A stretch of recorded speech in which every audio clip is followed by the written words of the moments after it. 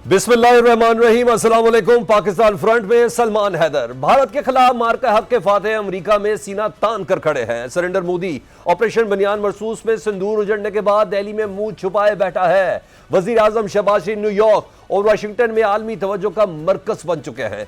पाकिस्तानी वजीर आजम की 2 रोज में सदर ट्रंप से दूसरी मुलाकात से मोदी को इसकी औकात पता चल गई है। बुध की रात न्यूयॉर्क में सदर ट्रंप और वजीर आजम शहबाज शरीफ की हुई मुख्तसर मुलाकात की हरारत यकीनन नई दिल्ली में भी महसूस की गई होगी। अब से कुछ देर बाद वजीर आजम शहबाज शरीफ व्हाइट हाउस में सदर ट्रंप के मेहमान बनेंगे। तजियाकार मुख्तसर वक्त में सदर ट्रंप और वजीर आजम शहबाज शरीफ की दूसरी मुलाकात को गैर मामूली और इंतहाई अहम करार दे रहे हैं। मुबस्सिरीन कहते हैं इस अहम मुलाकात में फील्ड मार्शल सैयद आसिम मुनीर की मौजूदगी अहम होगी। मुलाकात में मशरिक़ वुस्ता समेत आलमी और इलाकाई मामला समेत दहशतगर्दी के खिलाफ जंग पर खुलकर बात होगी। इसके अलावा भारत पाक कशीदगी और मसला कश्मीर के हल पर मुख्तलिफ तजावीज़ भी ज़ेर गौर आएंगी। तजियाकारों के मुताबिक पाकिस्तान ने अपनी कामयाब सफारतकारी से मोदी को आलमी सतह पर तनहा कर दिया है। दुनिया में कोई मुल्क आज भारत और मोदी पर एतवार करने को तैयार नहीं। पाक सऊदी तारीखी दिफाई मुआहदा हो, कतर पर इसराइली हमले के बाद इस्लामी ममालिक कॉन्फ्रेंस या सदर ट्रंप के साथ मसला फ़लस्तीन के हल के लिए 6 इस्लामी मुल्कों के रहनुमाओं का इजलास, हर जगह पाकिस्तान मरकज़े निगाह नजर आता है। शंघाई ताउन तंजीम के इजलास और चीन के जापान के खिलाफ तारीखी फतह के जश्न के मौके पर भी वज़ीर आज़म पाकिस्तान फ्रंट लाइन में नजर आए, लेकिन इन तमाम अहम मौके पर सरेंडर मोदी कहीं नजर नहीं आया।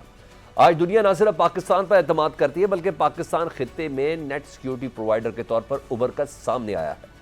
अक़वाम मुत्तहिदा की जनरल असम्बली के इजलास के मौके पर वज़ीर आज़म शहबाज शरीफ की आलमी रहनुमाओं से मुलाकातें सफारती महाज पर पाकिस्तान की कामयाबी का मज़र है, जबकि पाकिस्तान को सफारती तनहाई का शिकार करने के ख्वाब देखने वाले मोदी को कोई मुंह लगाने को तैयार नहीं। वज़ीर आज़म शहबाज शरीफ अपने दौरे के दौरान अक़वाम मुत्तहिदा की जनरल असम्बली से भी खिताब करेंगे, जिसमें वो मसला कश्मीर और मसला फ़लस्तीन के हल के लिए पाकिस्तान का मौक़िफ़ दुनिया के सामने रखेंगे। मार्का हक में फतह और सऊदी अरब के साथ तारीखी दिफाई मुआहदे के बाद वज़ीर आज़म शहबाज शरीफ के खिताब पर दुनिया की नज़रें हैं। मुबस्सिरीन ख्याल करते हैं कि वज़ीर आज़म अपने खिताब में मसाइल के हल के लिए वाज़ेह रोड मैप दुनिया के सामने रखेंगे। वाशिंगटन में इस वक्त क्या सूरत हाल है, इसके लिए हमें ज्वाइन किया है सीनियर सहाफ़ी हैं असफर इमाम साहब। असफर इमाम साहब, इस वक्त वाइट हाउस के बाहर क्या मनाजिर हैं? वज़ीर आज़म शहबाज शरीफ और सदर ट्रंप की मुलाकात में कौन कौन शरीक होगा? कौन से मौज़ूआत हैं जो एक्सपेक्ट किए जा रहे हैं? यहाँ में चूंकि मुख्तलिफ कई सरबराहान ममलिकत यहाँ पहुँच रहे हैं, आज सदर ट्रंप की कई सरबराहान ममलिकत से मुलाकातें हैं, तो सिक्योरिटी के यकीनन गैर मामूली इक़दाम हैं। ये वाइट हाउस के इतराफ़ में सिक्योरिटी के मैं देख रहा हूँ बड़ी तादाद में पर्सनल जो है वो तैनात हैं, और इसमें और लेकिन इस तरह के मामलात अक्सर और बेशतर देखने में आते हैं जब खासकर VIP मोमेंट होती है। दूसरी बात यह है कि आज अभी अब से कुछ देर पहले कुछ देर बाद तकरीबन 4 से 5 घंटे बाद, यानी यहाँ अमेरिका में शाम के 4 बजे होंगे, उस वक्त वज़ीर आज़म शहबाज शरीफ की सदर ट्रंप से मुलाकात है। और इस मुलाकात के बारे में हमें बताया गया है कि जहाँ पे मशरिक़ी वस्ता की सूरत हाल, जो कि पूरे UN इजलास के दौरान एक छाया रहा ये मौजू, और जबकि ये जो इस साल जो UN का इजलास था उसका जो बुनियादी मौजू था मौसमियाती तब्दीली और उसके असरात, लेकिन उससे कहीं ज़्यादा मौजू ज़ेर बहस जो था वो मशरिक़ी वस्ता की सूरत हाल थे। उस सिलसिले में जो सदर ट्रंप ने अपना एक लाएमल दिया है, अपना एक रोड मैप दिया है, उसके लिए जो मुस्लिम ममालिक को हमवार कर रहे थे। आज लोगों का यही ख्याल है कि ये जो मुलाकात है वो इसी सिलसिले की कड़ी है, ताकि इनफरादी तौर पर भी लोगों से मुलाकात करके उसको राह हमवार किया जाए। लेकिन पाकिस्तानी हुक्काम ये बता रहे हैं कि इस मुलाकात में सिर्फ वही मसला नहीं, बल्कि पाकिस्तान और अमेरिका के दरमियान तिजारत के में ताउन बढ़ाने के लिए इसके अलावा पाकिस्तान में बड़े पैमाने पर मादनियात के मौजूद हैं जिसमें सदर ट्रंप दिलचस्पी ले रहे हैं, तो इन मौजूदात पे भी गुफ्तगू होनी है। ठीक। अच्छा असफर साहब, माजी में हमने देखा कि फील्ड मार्शल सैयद आसिम मुनीर साहब से जो मुलाकात हुई थी तो उसकी आज तक कोई बाज़ाब्ता कोई प्रेस ब्रीफिंग तो हुई नहीं, लेकिन बाद में सदर ट्रंप ने मुलाकात का अहवाल मीडिया को ज़रूर बताया था। आज क्या इम्कान है? देखिए, यही बात सूरत हाल है कि ये हमें इत्तलात मिली थी कि सदर ट्रंप और शहबाज शरीफ के दरमियान जो मुलाकात होगी उसमें आर्मी चीफ आसिम मुनीर साहब भी मौजूद होंगे जो यहाँ अमेरिका पहुँच चुके हैं। और इस मुलाकात में जो भी गुफ्तगू होगी उसमें अमरीकी हुक्काम की तरफ से मुकामी तौर पे कोई 6-7 सहाफ़ियों को मदऊ किया जाता है, उनका एक पैनल होता है, और फिर पाकिस्तान की तरफ से कहा जाता है कि वो 5-6 नाम जो ख़ास नाम है वो नाम दे दे ताकि उनकी क्लियरेंस हो जाए और वो भी आ जाए।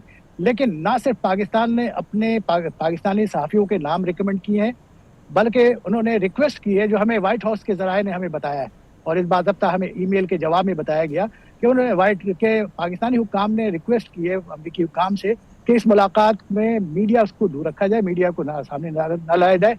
ऐन मुमकिन है कि कोई ऐसी बात हो जिसे वो जैसे जैसे कहते हैं ना कि कुछ तो है पर जिसकी जिसकी पर्दादारी है, तो कुछ ऐसी सूरत हाल है जिसके लिए पाकिस्तानी हुक्काम नहीं चाह रहे कि मैं मीडिया हुक्काम वहाँ पे मौजूद है और वो उस सिलसिले में एक अपनी प्रेस रिलीज जाके जारी कर देंगे और उसके मुताबिक मीडिया में खबरें चल जाएगी।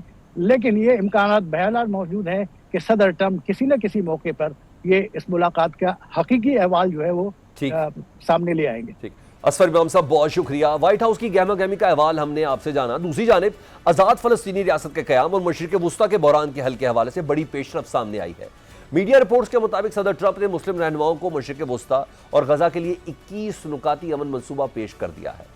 मशरिक़ वुस्ता के लिए अमरीकी खसूसी एलची स्टीव विटकॉफ ने कहा कि मशरिक़ वुस्ता और गजा में अमन के लिए सदर ट्रंप का 21 नुकाती मनसूबा अक़वाम मुत्तहिदा जनरल असम्बली इजलास के साइड लाइन में कुछ रहनुमाओं को दे दिया गया है। विटकॉफ ने सदर ट्रंप और अमरीकी वफ्द और अरब रहनुमाओं के दरमियान होने वाली मुलाकात के बारे में कहा कि हमने बहुत नतीजा खेज सेशन किया। न्यूयॉर्क में कनकोर्डिया समिट से खिताब में स्टीव विटकॉफ ने कहा कि मेरे ख्याल में मुजव्वज़ा 21 नुकाती मनसूबा इसराइल के खदशात के साथ साथ खित्ते के तमाम पड़ोसियों के खदशात को भी दूर करता है। हम पुरएतमाद हैं कि आने वाले चंद रोज में गजा से मुतालिक किसी न किसी ब्रेक थ्रू का ऐलान कर सकते हैं, ताहम उन्होंने इस हवाले से मजीद तफसीलात शेयर नहीं की। CNN के मुताबिक अमरीकी मनसूबे में ज्यादातर वही नुकात शामिल है जिनका इजहार ट्रंप इंतजामिया की जानिब से किया जाता रहा, जिसमें तमाम यरगमालियों की रिहाई और मुस्तकिल जंगबंदी शामिल है। पेशरफ से आगा एक जरिए का कहना है कि मुजव्वज़ा 21 नुकाती मनसूबे में एक फ्रेमवर्क का भी खाका पेश किया गया है कि गजा पर हमास के बगैर किस तरह हुकूमत की जा सकती है। मनसूबे में इसराइल के गजा की पट्टी से बतदरीज इनखला की तजवीज़ भी शामिल है। इसराइली चैनल 12 के मुताबिक सदर ट्रंप के गजा के लिए 21 नुकाती अमन मनसूबे में हमास के पास इसराइली यरगमालियों की रिहाई, मुस्तकिल जंगबंदी, गजा से बतदरीज इसराइली इनखला, जंग के बाद गजा इंतजामिया हमास के बगैर, अरब सिक्योरिटी फोर्सेस और तामीर नौ के लिए अरब फंडिंग शामिल है।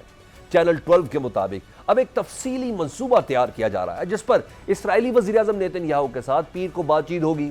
चैनल 12 ने दावा किया कि अरब रहनुमाओं ने सदर ट्रंप के मुजव्वज़ा अमन मंसूबे की हिमायत की है, लेकिन चंद नुकात पर इख्तलाफात मौजूद हैं।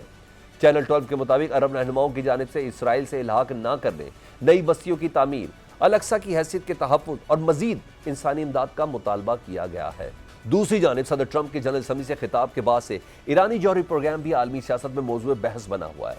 सदर ट्रंप ने कहा था कि ईरान को किसी सूरत दोबारा जौहरी सलाहियत हासिल नहीं करने देंगे। सदर ट्रंप की तकरीर का फौरी जवाब देते हुए ईरान के रहबर आला आयतुल्लाह खामनाई ने कहा था कि ईरान जौहरी हथियार बनाने का इरादा नहीं रखता, ताहम यूरेनियम की अफजूदगी नहीं रोकेंगे। ईरानी सुप्रीम लीडर ने अमेरिका को तनकीद का निशाना बनाते हुए कहा कि दूसरा फरीक अपने वादे तोड़ता है, धमकियां देता है और मौका मिलने पर कत्ल का इर्तिकाब भी कर लेता है। आयतुल्लाह अली खामनाई ने कौम को पैगाम में कहा कि मुल्क की तरक्की का राज मजबूत बनने में है, हमें मजबूत बनना चाहिए। फौजी ताकत जरूरी है, साइंसी ताकत जरूरी है, रियासती और साख्ती ताकत जरूरी है। जब हम मजबूत होंगे तो दूसरी तरफ से हमें खतरा नहीं होगा। जबकि ईरानी सदर मसूद पज़ेश्कियान ने भी जनरल असम्बली से खिताब में आलमी बरादरी को दो टोक पैगाम दिया कि ईरान ने कभी एटम बम बनाने की कोशिश नहीं की और ना ही कभी करेगा। उन्होंने जून में इसराइल और अमेरिका की तरफ से ईरान पर हमलों को बैनुल-अक़वामी कानून के बुनियादी तरीन असूलों की खुली खिलाफ वर्जी में वहशियाना जारहियत करार दिया। सदर पज़ेश्कियान ने कहा कि ये हमले ऐसे वक्त में हुए जब हम सफारती मुज़ाकरात के रास्ते पर गामजन थे। उन्होंने अक़वाम आलम से सवाल किया कि क्या आप खुद अपने लिए ऐसे इक़दामात को बर्दाश्त करेंगे। दूसरी जानिब रूस और ईरान ने ईरान में छोटे न्यूक्लियर पावर प्लांट्स की तामीर से मुतल्लिक मुफाहमत की एक यादाश्त पर दस्तखत किए हैं।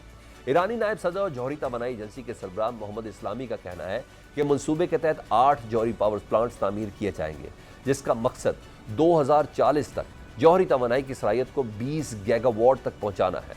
24 सितंबर को मोहम्मद इस्लामी ने स्काई न्यूज़ से बात करते हुए कहा था कि जून में अमरीकी हमलों में ईरान की कुछ जौहरी तंसीबात तबाह हुई। किसी भी फौजी हमले में तंसीबात को नुकसान पहुंचना फितरी बात है। उन्होंने ऐलान किया कि बैनुल-अक़वामी दबाव और इसराइली हमले के खतरे के बावजूद इन तंसीबात को दोबारा तामीर किया जाएगा। सदर ट्रंप ने नुमाइंदा खसूसी स्टीव विटकॉफ का कहना है कि ईरान से भी बातचीत हो रही है, लेकिन ईरान ने सख्त मौक़िफ़ अपनाया हुआ है। हम ईरान से मुज़ाकरात करने के ख्वाहिशमंद हैं। विटकॉफ ने खबरदार किया कि ईरान मुश्किल हालात में है और अगर दिनों में कोई मुआहदा ना हुआ तो हम दोबारा पाबंदियां आयद कर देंगे। दूसरी जानिब ईरान के सरकारी टेलीविजन ने इंकशाफ किया कि वज़ारत इंटेलिजेंस ने इसराइल के हसास और स्ट्रेटेजिक जौहरी मंसूबों और साइंसदानों से मुतल्लिक खुफिया मालूमात और दस्तावेजात हासिल कर ली है। ईरानी इंटेलिजेंस मिनिस्ट्री ने एक इसराइली जौहरी तनसीब की वीडियो शेयर की है। ईरानी वजारत ने दावा किया है कि यह खसूसी फुटेज इसराइल की डेमोना जौहरी तनसीब के अंदर की है, जिसमें इसराइली एहलकारों को काम करते हुए दिखाया गया है। वजारत इंटेलिजेंस ने इसराइली जौहरी तनसीबात और माहिरीन की वीडियो भी नशर की है। साथ ही इंटरनेशनल एटॉमिक एनर्जी एजेंसी के डायरेक्टर जनरल राफेल ग्रोसी की फुटेजेस भी दिखाई गई हैं, जिन्हें ईरान अपने खिलाफ इकदामात का जिम्मेदार ठहराता है।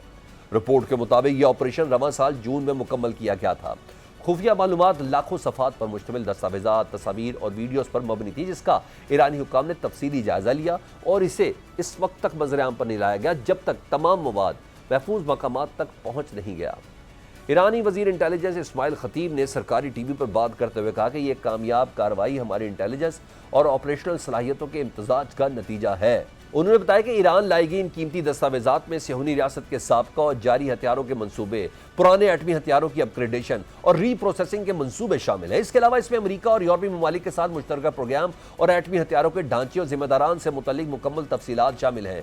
उन्होंने दावा किया कि इस ऑपरेशन के दौरान ईरान ने 189 इसराइली जौहरी और अस्करी माहिरीन की शनाख्त कर ली है। ईरानी वजीर इस्माइल खतीब ने नेतन्याहू को मुखातिब करते हुए कहा कि अपनी रोटी के मसले को हल करने पर तवज्जो मरकूज करें। आपके मुलाजमीन ने पैसे के लिए हमारे साथ ताउन किया और अब भी करते हैं। मुबस्सिरीन का कहना है कि अगर ईरान का दावा और ये वीडियोस दुरुस्त हैं तो इससे इसराइली जौहरी तनसीबात की सिक्योरिटी पर भी संगीन सवालात उठते हैं। आलमी जौहरी एजेंसी को इस हवाले से नोटिस लेना चाहिए। गजा पर आने वाले दिनों में क्या ब्रेक थ्रू हो सकता है और ईरानी जौहरी प्रोग्राम के हवाले से क्या पेशरफ सामने आ सकती है, इन तमाम सवालों का जवाब जानने के लिए ब्रेक के बाद हमें ज्वाइन करेंगे साबिक वजीर खारजा खुर्शीद महमूद कसूरी पाकिस्तान फ्रंट में। इस ब्रेक के बाद सदर ट्रंप और वजीर आजम शहबाज शरीफ की 2 रोज में दूसरी मुलाकात, गजा से मुतल्लिक 21 रुकाती मंसूबा और ईरानी जौहरी प्रोग्राम के हवाले से बात करने के लिए हमें ज्वाइन किया है साबिक वजीर खारजा खुर्शीद महमूद कसूरी साहब ने। कसूरी साहब, मशरिक़ वुस्ता की मौजूदा सूरत हाल में पाकिस्तान आलमी तवज्जो का मरकज़ है। यूएन इजलास के मौके पर सदर ट्रंप और वज़ीर आज़म शहबाज शरीफ साहब की जो मुलाकात हुई उसमें भी काफ़ी बेतकल्लुफ़ी देखी गई है। आज व्हाइट हाउस में वज़ीर आज़म की बाज़ाब्ता ट्रंप से मुलाकात होने जा रही है। बैनुल-अक़वामी मंजरनामे पर पाकिस्तान की बढ़ती अहमियत पर क्या कहेंगे? देखिए, बात यूँ है कि ये जब 4 दिन की जंग हुई है ना, ज़्यादातर तो मैं उससे करूँगा, लेकिन मुनासिब ये होगा कि मैं इसका थोड़ा सा बैकग्राउंड दे दूँ। ये जो बेरुखी थी पाकिस्तान के तरफ अमेरिका की, ये प्रेसिडेंट बाइडन के दौर में शुरू हुई है। बुनियादी वजह यह थी कि जिस जो उन्हें हजीमत उठानी पड़ी वहाँ अफ़गानिस्तान में, उन्होंने अमेरिकन पब्लिक को ये इम्प्रेशन दिया कि इसके ज़िम्मेदार पाकिस्तान है और बड़ी अजीब व गरीब उन्होंने पॉलिसी अपनाई। फिर उन्होंने उसी वक्त फ़ैसला किया कि चीन के मुकाबले में वो भारत को सामने करेंगे। लेकिन एक बात क्लैरिटी से मैं कहना चाहता हूँ कि ये ठीक है कि ज़्यादा आपको एक्टिविटीज़ नज़र आ रही हैं 4 डे वॉर पे, और जिसका बहुत हैरत अंगेज़ उसका और मुफीद उसका नतीजा निकला। लेकिन ये मानना पड़ेगा कि प्रेसिडेंट ट्रंप ने पहली तकरीर में कई महीने पहले 4 डे वॉर से ये इंडिकेट कर दिया था कि ये एडमिनिस्ट्रेशन माजी से सबक सीख के शायद तब्दीली की तरफ जा रही है। उस वक्त हमें कोई इशारा नहीं मिल रहा था, लेकिन कम अज़ कम मैं हैरान था जब state of the union address में जो पहली उनकी तकरीर थी और उसमें उन्होंने पाकिस्तान की तारीफ़ की काउंटर टेररिज्म कोऑपरेशन में, और उन्होंने कहा कि फ़लाँ शख्स को जो कि इस्लामिक स्टेट खुरासा का टेररिस्ट था, इन्होंने में हैंड ओवर किया। फिर सेंटकॉम के जो हेड हैं उन्होंने पाकिस्तान की काउंटर टेररिज्म में उस वक्त तारीफ़ की जब भारत हम पे इल्ज़ाम लगाया जा रहा था कि हम कश्मीर में ये करा रहे हैं, वो करा रहे हैं, और पहलगाम के भी हम ही रिस्पॉन्सिबल हैं। तो सब इंडिकेट हो रहा था कि वहाँ तब्दीली हुई है सोच की, कि जो उन्होंने पाकिस्तान की तरफ बेरुखी रखी है उसका नतीजा उनके लिए भी अच्छा नहीं रहा, पाकिस्तान के लिए तो नहीं अच्छा था। तो वो मैं ही समझता हूँ उसके बाद जो 4 डे वॉर हुई वो उनका जो तज्जिया था वो सही साबित हुआ अमेरिकन इंतज़ामिया का। तो मेरा कहना यह है कि अमेरिका को इस बात की रियलाइजेशन होनी चाहिए कि अगर उनको कोई ऐसा मुल्क चाहिए जो हिस्टोरिकली अमेरिका के साथ दोस्ताना ताल्लुकात रखता रहा है वो पाकिस्तान है, लेकिन उसके साथ बैक वक्त चीन के साथ बहुत गहरे ताल्लुकात हैं। मैं नहीं समझता कि अमेरिका कोई ऐसी तवक्को रखता है कि पाकिस्तान अपने ताल्लुकात ईरान से पे कोई भी नज़र आने देगा, क्योंकि एक बिल्कुल क्लियर पॉलिसी है पाकिस्तान की, चाहे फौजी हुक्मरान हो, चाहे सिविल हुक्मरान हो, चाहे नून लीग के हों, चाहे पीपल्स पार्टी के हों, चाहे पीटीआई के हों, उनमें 3 चीज़ों पे कोई कॉम्प्रोमाइज़ नहीं है। पाकिस्तान का न्यूक्लियर प्रोग्राम, पाकिस्तान की कश्मीर पॉलिसी और पाकिस्तान की चाइना पॉलिसी। तो अमेरिका को इस बात का इल्म है। तो मैं ये समझता हूँ, ये सोचते समझते हुए, पाकिस्तान की अहमियत को देखते हुए जो बातचीत होगी, उम्मीद ही है कि इसके बाद शायद अमेरिकन इन्वेस्टमेंट की जो बातें हो रही हैं कि जी वो शेल ऑयल में भी आएंगे, वो फिर मिनरल्स में भी आएंगे, शायद उसमें कोई और तेज़ी आ जाए। मैं तो ये तवक्को कर रहा हूँ। ठीक। अच्छा कसूरी साहब, सदर ट्रंप की मुस्लिम ममालिक के रहनुमाओं के साथ जो मुलाकात हुई, उसमें यह कहा जा रहा है कि सदर ट्रंप ने गजा जंग रुकवाने के लिए 21 नुकाती एक फ्रेमवर्क सामने आया है, जिसमें हमास के पास इसराइली यरगमालियों की रिहाई, मुस्तकिल जंगबंदी, गजा से बतदरीज इसराइली इनखला और जंग के बाद गजा इंतजामिया हमास के बगैर यानी अरब सिक्योरिटी फोर्सेज और तामीर नौ के लिए अरब फंडिंग भी शामिल है। पीर को सदर ट्रंप नेतन्याहू से भी मुलाकात करने जा रहे हैं। आपको लगता है कि गजा जंग के हवाले से कोई ब्रेक थ्रू हो सकेगा? देखिए, बात यूँ है, जितनी आपने, मैंने तो 21 जब तक शराइत नहीं पढ़ूंगा, अंग्रेजी में कहते हैं the devil is in the details, मुझे नहीं पता कौन सी वो 21 है, लेकिन जो बात बताई जा रही है उसमें मेरे लिए सबसे अहम बात उन बदनसीब हमास के बाशिंदों की और जो हमारे दूसरे हैं फ़लस्तीनी, वो उनकी ज़िंदगियाँ जीवन बना दी गई हैं, वो प्राइमरी है। औरतें, बच्चे, हस्पतालों को तबाह कर दिया है और जब बच्चे शहीद हो रहे हैं, तो पहली रिक्वायरमेंट तो यह है कि वो रुकना चाहिए। अब दूसरी चीज़ यह है कि हमास हो ना हो हुक्मरान, वो तो मेरा ख्याल अब हुक्मरान हो नहीं सकती, क्योंकि जो अरब इस्लामिक रेजोल्यूशन भी आया है उसमें उन्होंने कहा है, फ़र्क सिर्फ ये है कि इजराइल कहता है मारेंगे, उस बहाने से सिविलियंस को ही मार देंगे। ये जो अगर फोर्स आएगी तो हमास के लीडर मुल्क से बाहर जा सकते हैं। हमास अगर लोगों के दिल में है तो उनको डरना नहीं चाहिए। हालात नॉर्मल होंगे तो सियासी जमात बन के किसी और नाम से भी वो आ सकते हैं, लेकिन उनका रोल बदल जाएगा। तो इसलिए मेरा कहना यह है कि क्या नेतन्याहू मानेंगे? अगर अब के भी नेतन्याहू ना माने तो फिर मैं इस पर क्या तबसरा कर सकता हूँ सिवाय इसके कि इन्ना लिल्लाहि व इन्ना इलैहि राजिऊन। मतलब अगर वो नहीं मानते तो क्या वो कत्ले आम पर तैयार हैं? तो एक चीज़ में नविश्ता दीवार है, उनको समझ जाना चाहिए। मैं बता देता हूँ कि हिटलर का जब वो उरूज पे था, कोई नहीं समझता था कि उसका वो एंड होगा जो हुआ, कि एक बंकर में जाके अपने सर में गोली मारेगा, न्यूरमबर्ग में ट्रायल होगा। नेतन्याहू का लाजमी ट्रायल होगा, आज नहीं तो 5 साल के बाद, जैसे मिलोसेविच को पकड़ के युगोस्लाविया से पेश कर दिया गया था ट्रायल के लिए। इनके लिए ऑलरेडी वारंट्स हैं। आज ये आसमान पे चढ़े हैं। प्रेसिडेंट ट्रंप की जो सपोर्ट है वो क्रिश्चियन राइट में है, एवेंजलिस्ट में है, उसके जोर पे नेतन्याहू समझते हैं उंगलियों पे नचा सकते हैं ट्रंप को। लेकिन ट्रंप को भी साहब को समझना पड़ेगा, प्रेसिडेंट ट्रंप को, क्या वो किस हद तक उंगलियों पे नाचेंगे?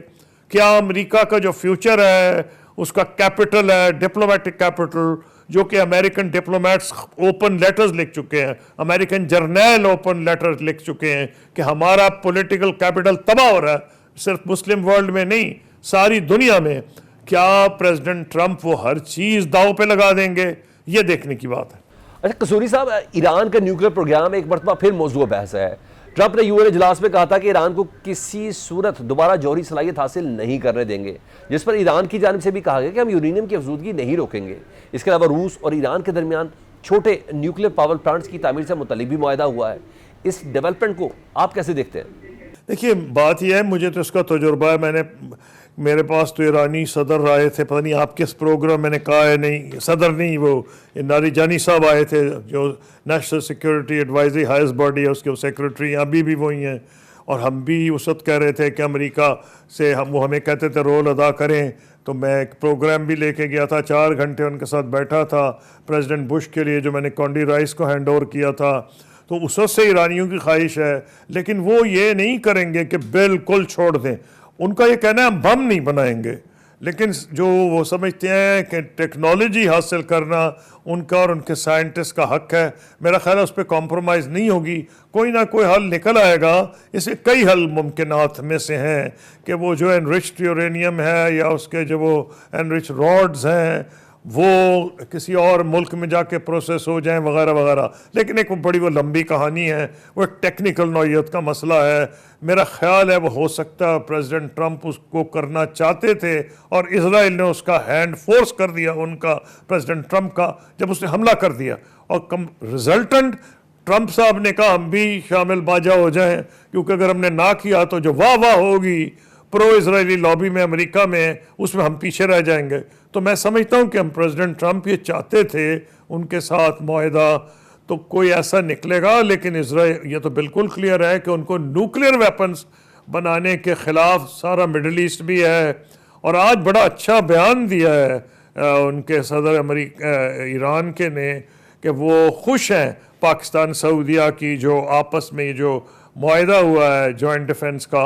इसका मतलब है ईरान को अंदाज़ा है और वो सऊदिया को बताना चाहते हैं कि हमसे ख़तरा आपको नहीं, आपको इजराइल से ख़तरा। बहुत शुक्रिया साबिक वज़ीर ख़ारजा खुर्शीद महमूद कसूरी हमसे बात कर रहे थे। पाकिस्तान फ्रंट इस ब्रेक के बाद।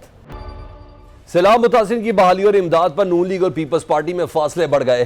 Chairman People's Party Bilawal Bhutto ने शिकवे शिकायतों के ढेर लगा दिए।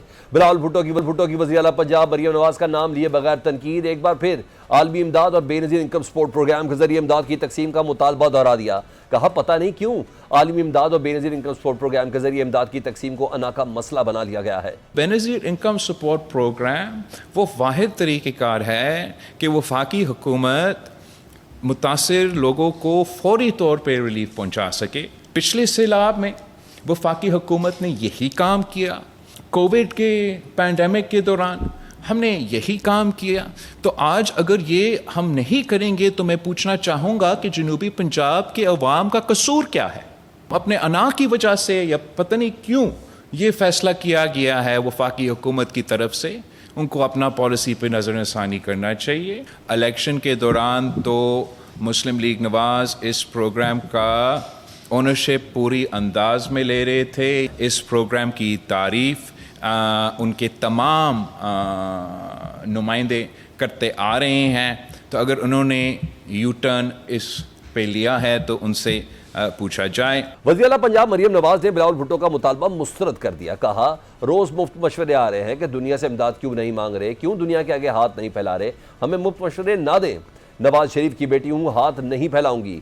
कोई बाइज्जत शख्स दुनिया से इमदाद की बात कैसे कर सकता है? BISP को तनकीद का निशाना नहीं बनाना चाहती। 10,000 रुपए से मुतासिरीन का कुछ नहीं बनेगा। मरियम नवाज ने कहा कि बिलावल भुट्टो छोटा भाई है, उन्हें सिंध के तर्जुमानों को समझाना चाहिए। सिंध में कोई आफत आती है तो पंजाब साथ खड़ा होता है, पंजाब की तरफ उठने वाली उंगली तोड़ देंगे। हर कोई उठता है तो पंजाब पे उंगली उठाता है। मरियम नवाज शरीफ पंजाब के अवाम की जिम्मेदार है। हम पंजाब के अवाम की तरफ उठने वाली उंगली मरियम नवाज तोड़ दे। बिलावल को ये कहना चाहती हूँ, आसिफ ज़रदारी साहब मेरे बुजुर्ग हैं, मैं उनके दिल से एहतराम करती हूँ। बिलावल मेरा छोटा भाई है, मगर मैं ये कहना चाहती हूँ कि अपने जो पीपल्स पार्टी के स्पोक्स पर्सन है उनको समझाएं। सिंध में अब अगर खुदा न खास्ता कोई आफत आती है तो पंजाब उनके साथ खड़ा होता है। सिंध का क्या हाल है मैं उस पर अभी बात नहीं करना चाहता। और पंजाब में सैलाब आया है तो बात क्या हो रही है? बात ये हो रही है कि BISP के जरिए इमदाद दे लोगों को। भाई BISP को मैं तनकीद का निशाना नहीं बनाना चाहती, गरीब लोगों का चलो एक महीने का उनका खर्च है, लेकिन BISP देता है 10,000 रुपया। मरियम नवाज ने एक सैलाब जदगान को या एक सैलाब से मुतासरा शख्स को जो अपना घर खो बैठा है उसको मरियम नवाज ने 10,000 रुपया नहीं देना, उसको मरियम ने नवाज शरीफ ने 10 लाख रुपया देना। शिकवे शिकायतों के साथ साथ बिलावल भुट्टो ने पंजाब हुकूमत की तारीफ भी की। बिलावल भुट्टो ने कहा पंजाब हुकूमत की तारीफ करता हूं कि उन्होंने किसानों के नुकसानात पूरे करने का ऐलान किया है। वज़ीर आज़म के भी शुक्रगुजार हैं कि उन्होंने ज़रूरी इमरजेंसी नाफज की है और मुतासिरीन के बिजली के बिल माफ़ किए हैं। बिलावल भुट्टो ने सवाल उठाया कि आखिर जनूबी पंजाब के लोगों का क्या कसूर है कि उन्हें वो इमदाद नहीं मिल रही जो उनका हक है। वफाकी हुकूमत को बेनज़ीर इनकम सपोर्ट प्रोग्राम के जरिए मुतासर इलाकों की मदद करनी चाहिए थी। दूसरी जानिब वज़ीर आज़म के मुशीर बराए सियासी अमूर राना सनाउल्लाह के मुताबिक बेनज़ीर इनकम सपोर्ट प्रोग्राम में बड़ी तब्दीली मतवक्के है।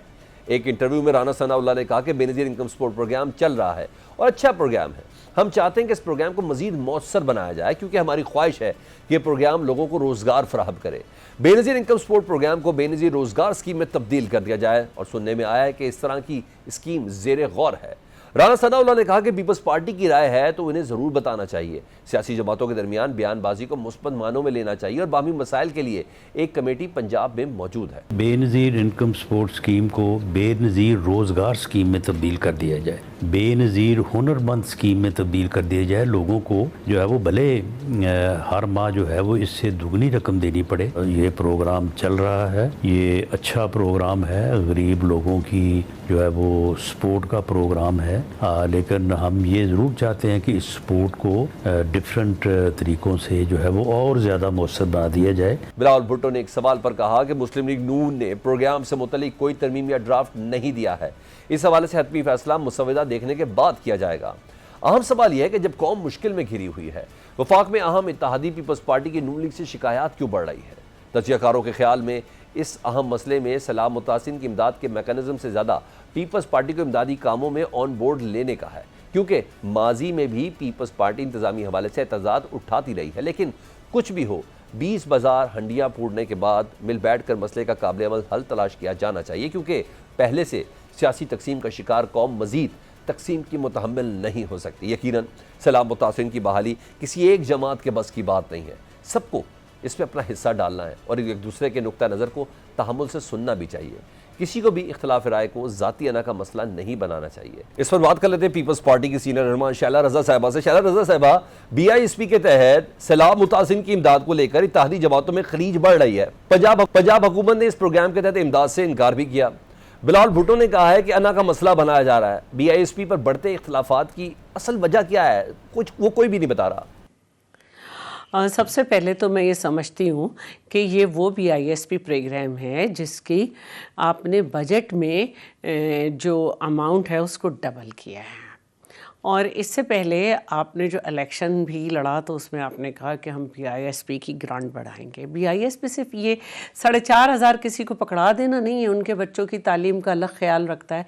और ये एक सपोर्ट प्रोग्राम है जिसमें ऐसे ऐसे घराने मौजूद हैं जिनको क्या कहते हैं, जिनके घरों में कोई कमाने वाला मौजूद नहीं है। अगर कुछ कमा रहे लोग तो इतनी इनकम कम है कि उससे काम नहीं हो सकता। तो ये एक सपोर्ट प्रोग्राम है, दुनिया का सबसे बड़ा प्रोग्राम है जिसका डेटा है ज़बरदस्त और पाकिस्तान के पास है। और दो बातें चेयरमैन ने की, एक तो ये कि जाहिर है कि ये कच्चे के इलाके डूबे हैं, इससे गांव के गांव डूब गए।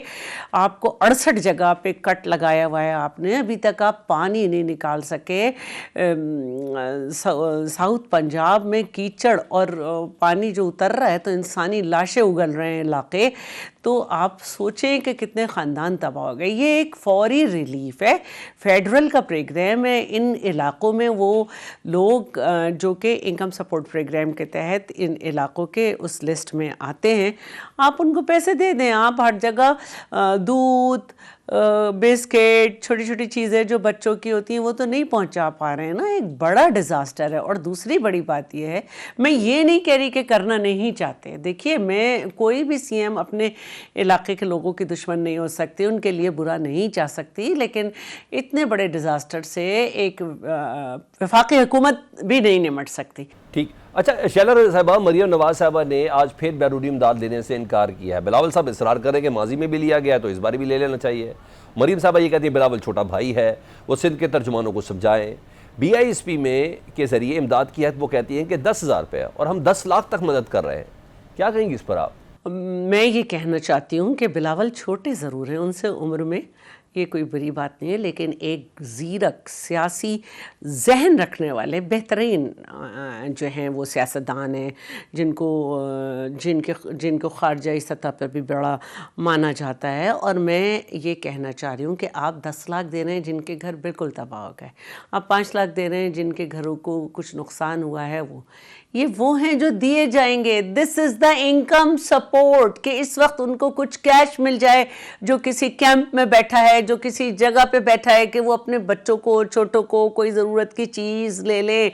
आप क्या सिर्फ यही समझते हैं कि आपका पकाया हुआ खाना उन्हें मिल गया और वो पूरा हो गया?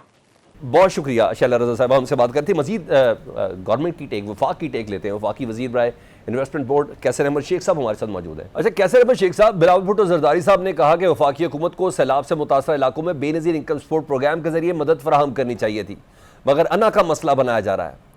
आप बताएं कि अहम इत्तेहादी है पीपल्स पार्टी, नून लीग से उसकी शिकायत क्यों बढ़ रही है? ये इसमें कोई अना की बात है नहीं। पीपल पार्टी हमारी अपनी पार्टी है, एलाई पार्टी है, और हम उनकी बात पे हमेशा तवज्जो देते हैं। होके ही मेजॉरिटी बनती है, कोई किसी एक पार्टी की मेजॉरिटी नहीं है। कोई एक अकेली पार्टी तो ये चला ही नहीं सकती असम्बली में जब तक कोई उसकी अक्सरियत ना हो। लेकिन ये एक सीधा सीधा मामला है। देखिए, बेनज़ीर इनकम सपोर्ट में तो हर एक को, जहाँ सैलाब आया है, जहाँ सैलाब नहीं है, जहाँ भी गरीब लोग हैं वो उससे मुस्तफ़ीद होते हैं। और बड़ा अच्छा प्रोग्राम है। इसमें कैश गरीब फैमिलीज़ को दिया जाता है। गुरबत हमारे यहाँ पाकिस्तान में बड़ी है काफ़ी। अभी लेटेस्ट आपने भी रिपोर्ट देखी वर्ल्ड बैंक की। तो मकसद ये है कि उसको हर एक के लिए है बेनज़ीर जो सपोर्ट प्रोग्राम है। और ये जो रिलीफ है वो सिर्फ सैलाब की बात हो रही है। उनके घरों में जिनके कच्चे घर गिर गए, जिनकी फसलें तबाह हो गई, जिनके मवेशी जो है वो उनको नुकसान पहुंचा, तो ये मैं समझता हूँ कि आपस में मिलजुल के ये बात होनी चाहिए। और होगी कोई इतना क्योंकि इसमें इख्तलाफ मुझे नज़र नहीं आ रहा। अच्छा शेख साहब, आपने बिल्कुल दुरुस्त फरमाया, शेख साहब ने बिल्कुल दुरुस्त फरमाया। चीज़ों को ऐसा अंदाज में कहने का तरीका भी होता है ना। मरियम नवाज साहबा ने आज कहा कि बिलावल छोटा भाई है, वो सिंध के तर्जुमानों को समझाएं। साथ साथ उन्होंने ये भी कहा जो पंजाब की जानिब उठने वाली जो उंगली है वो उसको तोड़ देंगी। और अज़मा बुखारी साहबा 2 दिन पहले कह रही हैं कि अच्छा अब हमें वो बताएंगे जिन्होंने सिंध को मोहनजोदारो बना दिया है। तो दोनों इत्तेहादी जमातों के दरमियान ये लफ्जी जंग तो है ना सर, बेहतर नहीं मामलात को मिल बैठ कर हल कर लिया जाए? नहीं, वो देखिए पॉलिटिकल पार्टियां जो होती हैं ना, अपना अपना पॉइंट ऑफ व्यू रखती हैं, अपना अपना उनकी मैनिफेस्टो होता है, और उस पर अपने लोग होते हैं जिनका उनका वोट बैंक होता है। तो उनको सेटिस्फाई हम लोगों को, जो पॉलिटिशियंस होते हैं, अपने हलके के लोगों को भी सेटिस्फाई रखना होता है। तो वो तो एक इनफरादियत उनकी अपनी है, वो अलग पार्टी है, उसकी पॉलिसीज़ अलग हैं। लेकिन जहाँ तक हुकूमत का तल्लक है, हम मिलजुल के ये जो है कोलिशन गवर्नमेंट है, ठीक है, वो हमारी गवर्नमेंट में एज आ फेडरल मिनिस्टर शामिल नहीं है, लेकिन वैसे स्पीकर उनके डिप्टी स्पीकर हैं, उनके प्रेसिडेंट हैं हमारे, वैसे उनके तमाम जो कमेटीज़ हैं, स्टैंडिंग कमेटी, उनके ज़्यादातर चेयरमैन उनके हैं, और हमारे दोस्त हैं, हम मिल के काम करते हैं। और मैं ये समझता हूँ कि इख्तलाफ वक्ती है, ये जब हम बैठेंगे तो एक दूसरे से समझ आ जाएगी। चलो, अगर फ़र्ज़ को इख्तलाफ करना है और इख्तलाफ वाज़े हो जाता है तो फिर तो ये हुकूमत नहीं, वो तो क्लियर है ना कि मेजॉरिटी है तब हुकूमत होनी है, अगर मेजॉरिटी असम्बली में होगी ठीक है। तो ये तो हम दोनों पार्टियों के लिए और दूसरी पार्टियों के लिए भी, MKM के लिए, सब के लिए ज़रूरी है कि हम एक दूसरे से तामन करके, एक दूसरे से गुफ्त-व-शुनीद करके और किसी लाए अमल तक पहुँचे। ये सिंपल बात है जो मैंने आपसे कही कि बहुत से पंजाब के, मैं तो क्योंकि उन इलाकों से मेन जो कई बार गया हूँ अभी भी, और मैं ये एतवार को और सोमवार को भी वहाँ जाऊँगा यहाँ, तो मकसद सिर्फ ये कि हम उन लोगों के बड़े करीब हैं। अच्छा, और कैसे साहब आपकी इकॉनमी पे बड़ी नज़र है शेख साहब, आपकी इकॉनमी भी बड़ी नज़र है, मईशत को आपसे बेहतर कोई नहीं जानता। अगर मेरी बुक्स में देखें तो आप you are the best man for वजारत ख़जाना। एनीवेज, आजकल मामलात ऐसे ही हैं। लेकिन ये बताइएगा, क्या पंजाब हुकूमत इतनी बड़ी आफत से निपटने के लिए तैयार है? वो वसाइल कहाँ से लेके आएगी? क्योंकि सिर्फ बातें कर लेना कि मैं नवाज शरीफ साहब की बेटी हूँ, मैंने किसी के आगे हाथ नहीं फैलाने, क्या इससे बात पूरी हो जाएगी? क्योंकि आवाम को तो अल्टीमेट रिलीफ ही चाहिए ना सर। आप समझते हैं इतनी कैपेसिटी है कि इतने बड़ा जो सैलाब है, जो तबाही जिससे कहा जाता है, एहसन इकबाल साहब के 30 साल पीछे चले गए, तो आसानी से पंजाब हुकूमत अपने वसाइल से निपट लेगी? देखिए, बड़ा मुश्किल वक्त है, काफ़ी लोगों का इस पे उसको उन पे असर पड़ा है। वो सही आप कह रहे हैं, गुर्बत की जो है उससे ज़्यादा नीचे की काफ़ी बड़ी तादाद फर्दर चली गई है और तकालीफ में है। लेकिन मैं ये समझता हूँ कि हमारे पास वसाइल की भी कमी नहीं है, अगर हम सही तरह उसको यूटिलाइज़ करें, अगर ये वसाइल प्रॉपरली यूटिलाइज हो। मेरा ज़्यादा मसला ये है कि जो इम्प्लीमेंटेशन होती है उस समय करप्शन बहुत होती है, उसमें मिस अप्रोप्रिएशन बहुत होती है। हम अपने तौर पे प्राइवेट सेक्टर में हम खुद कर रहे हैं वहाँ पे रिलीफ का, हम देखते हैं कि जिस किस्म का हम काम जिस फंड से कर सकते हैं उससे 4 गुना हुकूमत को फ़ंड चाहिए। तो अगर इसको ज़रा बेहतर कर लिया जाए और फिर मुखय्यर हज़रात भी इसमें शामिल हो रहे हैं। तकलीफ़ है, मुश्किल हालात हैं, लेकिन मैं ये नहीं समझता कि पंजाब हुकूमत या फेडरल हुकूमत के बस की बात नहीं है। अगर वो हम और बेहतर अपने मैनेजमेंट को करें, जो कि हमारा इरादा है, तो इंशाअल्लाह काफ़ी कुछ रिलीफ लोगों को दे सकेंगे। ठीक। अब बहुत एक मैं आपको बताऊं, मैं अपने इलाके का आपको बता सकता हूं कि हमारे इलाके में तो मैंने पिछला 2014 का सैलाब देखा और एक जगह पे मैं उस वक्त खुद गया था, इससे कम सैलाब था। ठीक, अगर ऐसे तरीके से किया जाए और विल भी हो और फिर अमलदारी भी हो और ऑन ग्राउंड तक, यानी कि इमदाद आवाम तक पहुँचाने तक, जी हाँ, हुकूमत मुकम्मल तौर पर मॉनिटर करे, तो इतना शायद मुश्किल काम भी नहीं है। बहुत शुक्रिया कैप्टन शेख, वफाकी वज़ीर सरमायाकारी, हमसे बात कर रहे थे। पाकिस्तान फ्रंट से सलमान हैदर को इजाज़त दीजिए। अल्लाह हाफ़िज़।